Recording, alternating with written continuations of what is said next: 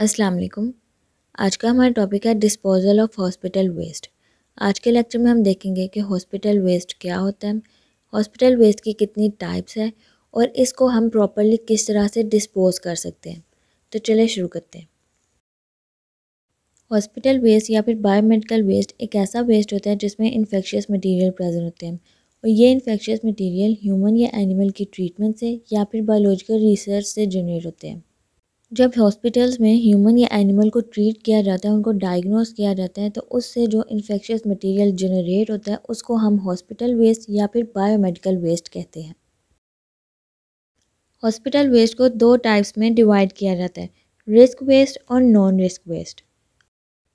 Risk waste ऐसे biomedical waste होते हैं जिनको अगर प्रॉपरली डिस्पोज ऑफ ना किया जाए तो उससे फिर हॉस्पिटल में इन्फेक्शन का ख़तरा ज़्यादा हो जाता है।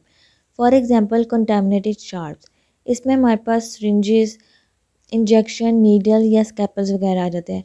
अगर इनको प्रॉपरली डिस्पोज ऑफ ना किया जाए और किसी दूसरे पेशेंट में इन टूल्स को यूज़ किया जाए तो उस पेशेंट में फिर हेपेटाइटिस बी, सी, HIV इन सब का रिस्क बढ़ सकता है। रिस्क वेस्ट को फर्दर कुछ टाइप्स में कैटेगराइज किया जाता है, जिसमें हमारे पास सबसे पहले आ जाते हैं इन्फेक्शियस वेस्ट। इन्फेक्शियस वेस्ट ऐसे वेस्ट होते हैं जो बैक्टीरियम, वायरसेस, पैरासाइट और फंजाई से कंटामिनेटेड होते हैं। इसमें हमारे पास आ जाते हैं कल्चर फ्रॉम लेबॉर्ट्री वर्क, जब हम लैब में कल्चरिंग करते हैं, फिर waste from infected patient, waste from surgery, infected animals from laboratory में जो एनिमल इन्फेक्टेड होते हैं उनसे भी, उसके बाद वेस्ट फ्रॉम हेमोडायलिसिस पेशेंट, इन सब से इन्फेक्शियस वेस्ट जनरेट होते हैं। फिर उसके बाद हमारे पास है पैथोलॉजिकल वेस्ट। पैथोलॉजिकल वेस्ट में हमारे पास tissues, organ, blood, body fluids, foetus या फिर दूसरे बॉडी के पार्ट्स आ जाते हैं जो डायग्नोसिस के दौरान या फिर ट्रीटमेंट के दौरान जनरेट होते हैं। फिर उसके बाद है शार्प वेस्ट। इसमें हमारे पास ऐसे टूल्स या आइटम्स आ जाते हैं जो सर्जरी के दौरान यूज़ किए जाते हैं, कट के लिए या फिर सर्जिकल प्रोसेस के लिए, जैसे कि syringes, scalpel, needles, infusion set, knives, blades वगैरह। फिर उसके बाद है फार्माक्यूटिकल वेस्ट। इसमें हमारे पास एक्सपायर्ड और अनयूज फार्माक्यूटिकल प्रोडक्ट्स आ जाते हैं, जैसे कि मेडिसिन, वैक्सीन और ड्रग्स वगैरह, जिनको फेंक दिया जाता है डस्टबिन में, या फिर डिस्कार्डेड आइटम्स जैसे कि ग्लव्स, मास्क वगैरह। फिर उसके बाद केमिकल वेस्ट आ जाता है। इसमें हमारे पास डायग्नोसिस और एक्सपेरिमेंटल वर्क में जो केमिकल यूज़ होते हैं वो आ जाते हैं। इसके अलावा डिसइंफेक्टेंट्स में भी केमिकल यूज़ किए जाते हैं और क्लीनिंग पर्पसेस के लिए भी जो केमिकल यूज़ किए जाते हैं वो भी। फिर उसके बाद हैवी मेटल वेस्ट आ जाता है। इसमें हमारे पास मर्क्यूरी वेस्ट आ जाते हैं, जैसे कि broken clinical equipments. Cadmium waste में हमारे पास डिस्कार्डेड बैटरीज आ जाती हैं और डिस्कार्डेड BP मेजरिंग इंस्ट्रूमेंट। फिर लास्ट में हमारे पास है रेडियोएक्टिव वेस्ट। इसमें हमारे पास रेडियोएक्टिव सब्सटेंसेस आ जाते हैं। जब हम बॉडी के टिश्यू और ऑर्गन में रेडिएशन को यूज़ करते हैं तो वो रेडिएशन उन ऑर्गन और टिश्यूज़ में रह जाते हैं, जिसकी वजह से रेडियोएक्टिव वेस्ट जनरेट होता है। तो इसमें हमारे पास ऐसे लिक्विड, सॉलिड और गैसियस वेस्ट आ जाते हैं जो रेडियो न्यूक्लाइड से कंटामिनेटेड होते हैं। और ये कब जनरेट होते हैं? जब हम बॉडी टिश्यू और फ्लूइड को एनालाइज करते हैं या फिर इन्वेस्टिगेशन करते हैं या इसके अलावा थेराप्यूटिकल प्रोसीजर में। नेक्स्ट हमारे पास है नॉन रिस्क वेस्ट। इसमें हमारे पास ऐसे वेस्ट आ जाते हैं जो नॉर्मल डोमेस्टिक गार्बेज में आते हैं, जैसे कि paper, cardboard, packaging, food waste और एरोजोल्स। ये इतने ज़्यादा इफेक्टिव नहीं होते, लेकिन फिर भी इनको डिस्पोज करना ज़रूरी होता है। अब हम देखते हैं कि हम हॉस्पिटल वेस्ट को किस तरह से प्रॉपरली डिस्पोज कर सकते हैं, इनको हम किस तरह से ट्रीट कर सकते हैं। क्योंकि ये हॉस्पिटल वेस्ट बहुत ज़्यादा रिस्की होता है, इसकी वजह से हमें बहुत से इन्फेक्शन और डिजीज़ हो सकते हैं, इसलिए इनको प्रॉपरली डिस्पोज करना ज़रूरी होता है। सबसे पहला प्रोसेस हमारे पास है इंसिरेशन। इंसिरेशन में हम वेस्ट को हाई टेम्परेचर से ट्रीट करते हैं, जिससे वो ऑर्गेनिक और कम्बस्टिबल वेस्ट को इनऑर्गेनिक और इनकम्बस्टिबल वेस्ट में कन्वर्ट कर देता है। और इसका क्या फ़ायदा होता है? इससे जो वेस्ट है उसका वॉल्यूम और वेट रिड्यूस हो जाता है।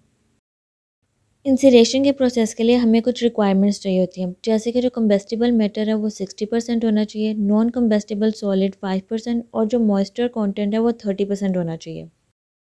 फिर इसके बाद इंसिरेशन की हमारे पास दो टाइप्स होती हैं, सिंगल चैम्बर इंसिरेशन और डबल चैम्बर इंसिरेशन। सिंगल चैम्बर इंसिरेशन में हमारे पास इसका टेम्परेचर 2000 किलो कैलोरी पर किलोग्राम होना चाहिए और डबल चैम्बर में टेम्परेचर 3500 किलो कैलोरी पर किलोग्राम। फिर अगर हम इन दोनों टाइप्स के एडवांटेजेस और डिसएडवांटेजेस देखें तो डबल चैम्बर इंसिनेटर, जिनको हम पायरोलाइटिक इंसिनेटर भी कहते हैं, ये बहुत ज़्यादा इफेक्टिव होते हैं डिसइंफेक्शन को ट्रीट करने में।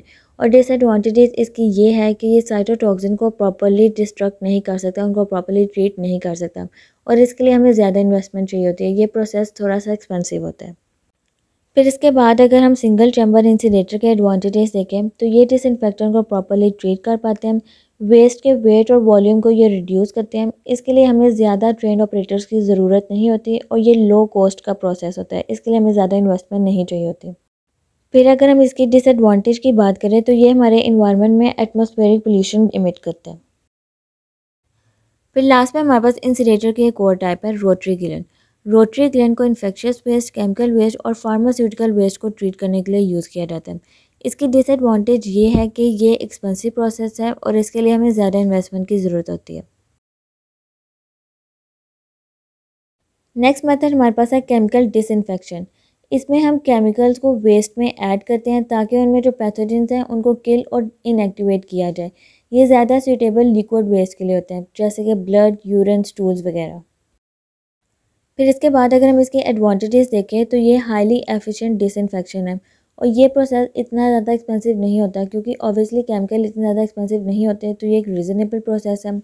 और अगर हम डिसएडवांटेजेस की बात करें तो इसको ऑपरेट करने के लिए हमें हाईली क्वालिफाइड ऑपरेटर्स चाहिए होते हैं जो इस प्रोसेस को प्रॉपर्ली परफॉर्म कर सकें। फिर नेक्स्ट प्रोसेस हमारे पास है वेट थर्मल ट्रीटमेंट।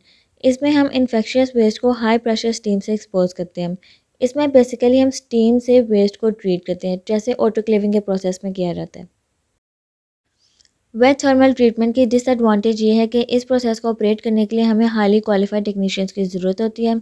इसके अलावा wet thermal treatment anatomical, pharmaceutical और केमिकल वेस्ट के लिए इनएडेक्वेट होते हैं। और एडवांटेज इसकी ये है कि इसके इन्वेस्टमेंट और ऑपरेटिंग कॉस्ट लो है। नेक्स्ट मेथड हमारे पास है ड्राई थर्मल ट्रीटमेंट। इसमें हम वेस्ट को सबसे पहले स्ट्रेट करते हैं, फिर उसको हम रोटेटिंग एगर में हीट अप करते हैं। इससे क्या होता है, जो वेस्ट का वॉल्यूम है वो 80% रिड्यूस हो जाता है। इसके बाद जो ड्राई थर्मल ट्रीटमेंट है वो पैथोलॉजिकल, साइटोटॉक्सिक और रेडियो एक्टिव वेस्ट के लिए सूटेबल नहीं होता। नेक्स्ट प्रोसेस हमारे पास है माइक्रोवेव इरेडिएशन। ये प्रोसेस हम बहुत से माइक्रो ऑर्गेनिज्म को डिस्ट्रॉय करने के लिए यूज़ करते हैं। इसमें हमारे पास 2450 मेगाहर्ट्ज़ फ्रीक्वेंसी होती है, जिसकी वेवलेंथ 12 to 24 नैनोमीटर होती है। इस प्रोसेस का एडवांटेज ये है कि इसकी एफिशिएंसी अच्छी है, ये वेस्ट के वॉल्यूम को रिड्यूस करता है और इन्वायरमेंटली साउंड करता है। और डिसएडवांटेज ये है कि इसमें हमें ज़्यादा इन्वेस्टमेंट की ज़रूरत होती है और इसकी मेंटेनेंस में भी प्रॉब्लम आता है। फिर नेक्स्ट प्रोसेस हमारे पास है लैंड डिस्पोजल। इसमें जब अथॉरिटीज़ प्रॉपर्ली वेस्ट को ट्रीट नहीं कर पाती तो फिर लैंड फिल को प्रेफर किया जाता है। इसमें हमारे पास लैंड डिस्पोजल के दो टाइप्स हैं, ओपन डंप और सैनिटरी लैंडफिल। सैनिटरी लैंडफिल को ज़्यादा प्रेफर किया जाता है। एडवांटेज इसकी ये है कि इसकी कॉस्ट कम है और ये रिलेटिवली एक सेफ़ प्रोसेस है। और डिसएडवांटेज ये है कि अगर हम इसको प्रॉपर्ली यूज़ नहीं करेंगे, इस प्रोसेस को प्रॉपर्ली परफॉर्म नहीं करेंगे, तो ये इन्वायरमेंट में बहुत से हैज़र्ड्स भी कॉज कर सकता है। लास्ट प्रोसेस हमारे पास है इनर्टाइजेशन। इसमें हम वेस्ट को डिस्पोज करने से पहले सीमेंट के साथ मिक्स करते हैं। इससे क्या होता है कि जो वेस्ट के टॉक्सिक सब्सटेंसेस है वो कम हो जाते हैं। फिर जब हम इस वेस्ट को डिस्पोज करते हैं तो इनका सरफेस वाटर और ग्राउंड वाटर में जाने का खतरा भी कम हो जाता है। इस मिक्सचर में हम 65% फार्माक्यूटिकल वेस्ट, 15% लाइम, 15% सीमेंट और 5% वाटर लेते हैं। इससे क्या होता है, हमारे पास क्यूब्स और पैलेट बन जाते हैं और उससे फिर हम एक सूटेबल साइट पे स्टोर कर देते हैं। इस प्रोसेस की एडवांटेज ये है कि ये इनएक्सपेंसिव प्रोसेस है और डिसएडवांटेज ये है कि ये इन्फेक्शियस वेस्ट के लिए एप्लीकेबल नहीं है। तो ये थे हमारे पास मेथड हॉस्पिटल वेस्ट को डिस्पोज करने के। अब हम देखते हैं कि पाकिस्तान में डेली बेसिस में हॉस्पिटल में कितना वेस्ट पर बेड जनरेट होता है। इसमें जो हमारे पास बड़े हॉस्पिटल्स होते हैं उसमें पर बेड पर डे 0.5 से 2 ग्राम पर KG non risk waste generate होता है और 0.1 से 0.5 ग्राम रिस्क वेस्ट, जो बायोमेडिकल रिस्क वेस्ट होता है, वो जनरेट होता है। तो यहाँ तक था हमारा आज का लेक्चर। उम्मीद है आपको आज के लेक्चर की समझ आ गई होगी। हॉस्पिटल वेस्ट एग्ज़ाम्स के पॉइंट ऑफ व्यू से एक इम्पॉर्टेंट टॉपिक है, ये पास पेपर में भी आया हुआ है, तो इसलिए आप इस टॉपिक को अच्छे से प्रिपेयर करना और मेरी वीडियो को अपने क्लास फेलोज़ के साथ भी शेयर कर देना। तो आज के लेक्चर में हमने क्या देखा है कि हॉस्पिटल वेस्ट ऐसा वेस्ट होता है जिसमें इन्फेक्शियस मटेरियल प्रेजेंट होते हैं और ये इन्फेक्शियस मटेरियल हॉस्पिटल्स में ह्यूमन और एनिमल को ट्रीट करने से और बायोलॉजिकल रिसर्च से जनरेट होता है। फिर उसके बाद हमने हॉस्पिटल वेस्ट की 2 टाइप्स देखी, रिस्क वेस्ट और non risk waste. Risk waste ऐसा बायोमेडिकल वेस्ट होता है जिसको अगर प्रॉपर्ली डिस्पोज ऑफ ना किया जाए तो उससे बहुत ज़्यादा इन्फेक्शन जनरेट होता है, जैसे कि हेपेटाइटिस बी, सी, HIV वगैरह। उसके बाद फिर हमने इसकी कुछ टाइप्स देखी जिसमें हमने देखा है infectious waste, pathological waste, pharmaceutical waste, sharps, chemical waste, heavy metals और रेडियो एक्टिव वेस्ट। उसके बाद फिर हमने नॉन रिस्क वेस्ट देखा। इसमें हमने देखा कि नॉन रिस्क वेस्ट एक ऐसा वेस्ट होता है जो कि इतना ज़्यादा हैज़ार्डियस नहीं होता, लेकिन फिर भी इनको ट्रीट करना ज़रूरी होता है। नॉन रिस्क वेस्ट में हमारे पास पेपर, कार्डबोर्ड, पैकेजिंग, एरोजोल्स वगैरह आ जाते हैं। फिर उसके बाद हमने हॉस्पिटल वेस्ट को डिस्पोज करने के मेथड्स देखे, जिसमें हमने सबसे पहले इंसिनरेशन के बारे में पढ़ा। उसके बाद फिर हमने केमिकल डिसइंफेक्शन देखा, फिर हमने वेट थर्मल ट्रीटमेंट देखा, उसके बाद ड्राई थर्मल ट्रीटमेंट और फिर माइक्रोवेव इरिडिएशन, लैंड डिस्पोजल और इनर्टाइजेशन के बारे में पढ़ा। और फिर लास्ट में हमने देखा कि पाकिस्तान में डेली बेसिस में कितना हॉस्पिटल वेस्ट जनरेट होता है। तो ये था हमारा आज का टॉपिक। होपफुली आपको आज के लेक्चर की समझ आ गई होगी। अगर आपको आज के लेक्चर से कोई भी क्वेश्चन पूछना है तो आप मुझे कमेंट बॉक्स में पूछ सकते हैं। इसके अलावा अगर आप कोई और टॉपिक समझना चाहते हैं तो वो भी आप मुझे कमेंट बॉक्स में बता दें। मेरे चैनल को सब्सक्राइब कर दें और मेरी वीडियो को अपने क्लास वालों के साथ भी शेयर कर दीजिएगा। Thank you.